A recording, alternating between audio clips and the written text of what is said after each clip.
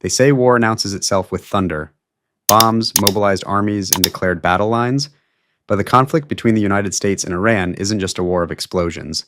It is a war of shadows, diplomacy, secrecy, sanctions, threats, and at times, direct military strikes. It is a conflict that has simmered for decades, sometimes rising to the surface, sometimes hidden beneath headlines, but always shaping global security. To truly understand why the US and Iran now stand on the brink of open confrontation, we must travel back to the moment when this rivalry was born, the collapse of trust and cooperation between two nations that once were allies. In 1953, Iran's first democratically elected prime minister, Mohammad Mossadegh, nationalized the country's oil industry, a bold move that angered Western powers. In response, the U.S. Central Intelligence Agency and British intelligence orchestrated a coup that removed Mossadegh from power and restored the authoritarian Shah, a decision that sowed the seeds of deep resentment in Iran. For years, Iran, under the Shah, remained a strategic ally of the United States, a partner in the Cold War struggle against Soviet influence. But in 1979, everything changed. The Islamic Revolution swept aside the Shah's regime and brought to power a new theocratic leadership that saw the United States not as a partner, but as a source of interference and oppression.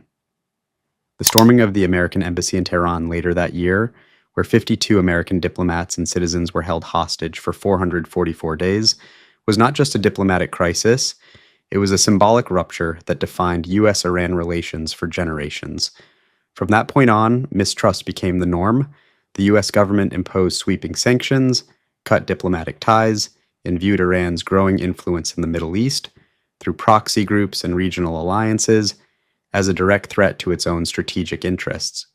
Iran, for its part, saw American actions as attempts to undermine its sovereignty and keep it isolated.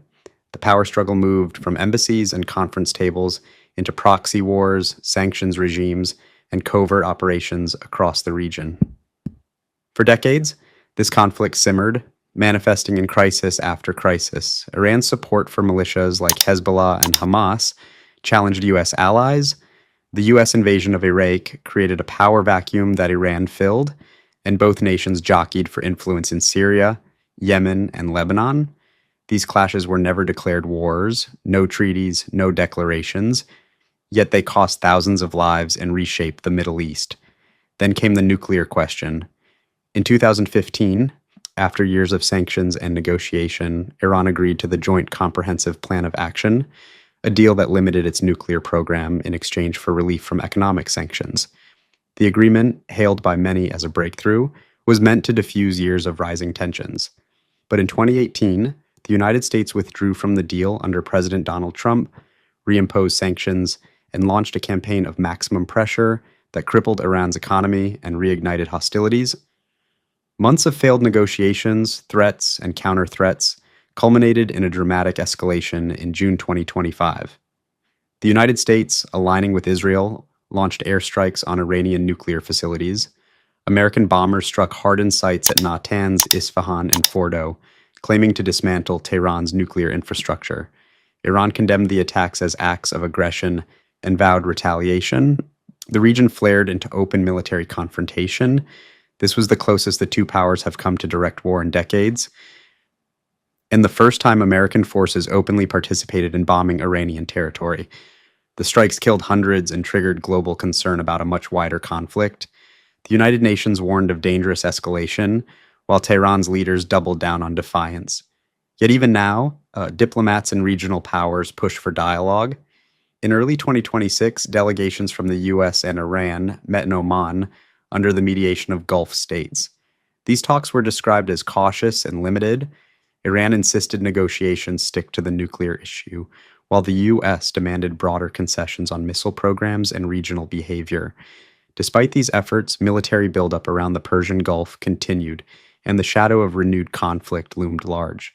So what does this war look like? It doesn't fit the textbook image of declared battles and battlefields. The conflict between the United States and Iran reminds us that modern war isn't always measured by battles alone. It is measured by decades of tension, by failed agreements and broken trust, by crisis and retaliation. and by the fragile hope that diplomacy might still succeed where conflict has failed. Only time will tell if this war stays in the shadows or erupts into something far larger, reshaping the Middle East and the world beyond.